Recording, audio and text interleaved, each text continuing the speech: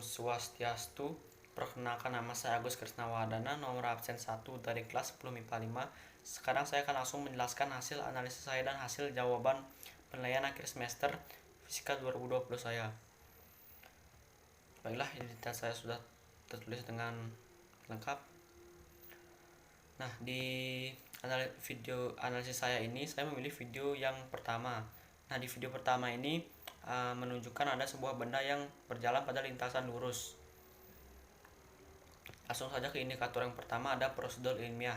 Adapun subindikatornya yaitu pertama, penjelasan fenomena, yang kedua menjelaskan tujuan, yang ketiga menjelaskan proses atau langkah kerja, yang keempat menyajikan data, yang kelima menyajikan hasil analisis data, yang keenam memberikan simpulan, yang terakhir mengkomunikasikan. Langsung saja kita ke subindikator yang pertama, yaitu penjelasan fenomena. Fenomena yang terdapat dalam video tersebut adalah sebuah benda berjalan lurus pada lintasan dengan ditunjukkan gerak benda tersebut dengan grafik lurus dan dengan waktu dan jarak yang teratur. Yang kedua, menjelaskan tujuan. Tujuan saya membahas fenomena pada video 1 tersebut adalah agar kita mengetahui apakah gerak benda tersebut termasuk GLB, gerak lurus beraturan, atau gerak lurus berubah beraturan, atau gerak jatuh bebas.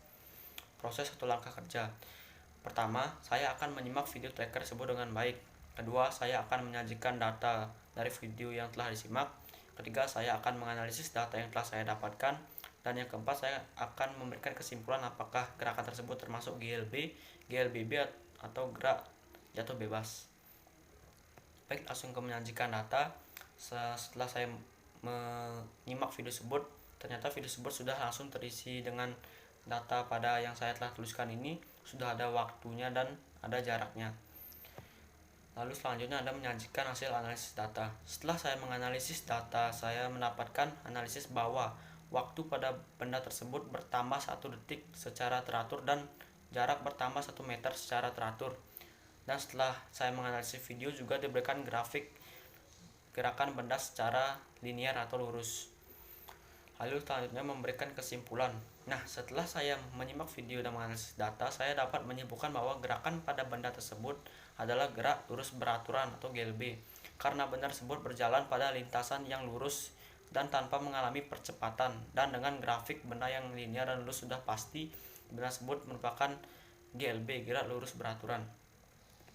Selanjutnya ada yang kedua, indikator yang kedua, konsep pengukuran. Adapun subindikatornya menuliskan hasil pengukuran. Dua, memperhatikan aturan angka penting. Yang ketiga, menggunakan satuan yang sesuai. Langsung saja menuliskan hasil pengukuran. Nah, saya langsung menuliskan hasil pengukuran dari pengukuran tracker tersebut supaya gampang dan menghemat waktu.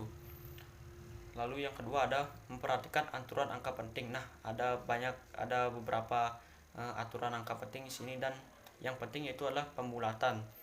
Adapun aturan pembulatan tersebut adalah jika angka terakhir lebih dari 5, bulatkan ke atas. Jika angka terakhir kurang dari 5, bulatkan ke bawah. Jika angka terakhir sama dengan 5, lihat angka sebelumnya. Jika ganjil, bulatkan ke atas. Jika genap, bulatkan ke bawah.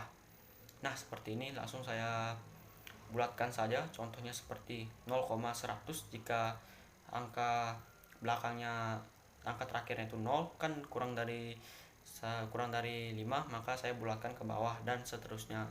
Tinggal memperhatikan angka terakhirnya saja. Lalu menggunakan satuan yang sesuai. Nah, jika sudah bulatkan, gunakanlah satuan yang sesuai, tergantung satuan yang diperintahkan atau disuruh.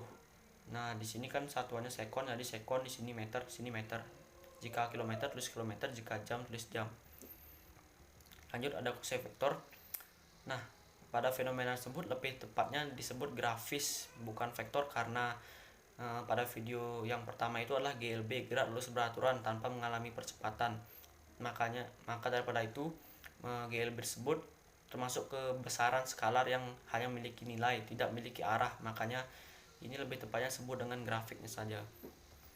Lalu ada analisis gerak, menjelaskan besar-besaran gerak. Nah, ada beberapa besar-besaran gerak, ada jarak, ada perpindahan, ada kelajuan, ada kecepatan, ada kelajuan rata-rata, ada kecepatan rata-rata, ada kecepatan sesaat, ada percepatan, ada gerak, ada percepatan rata-rata, dan yang terakhir percepatan sesaat.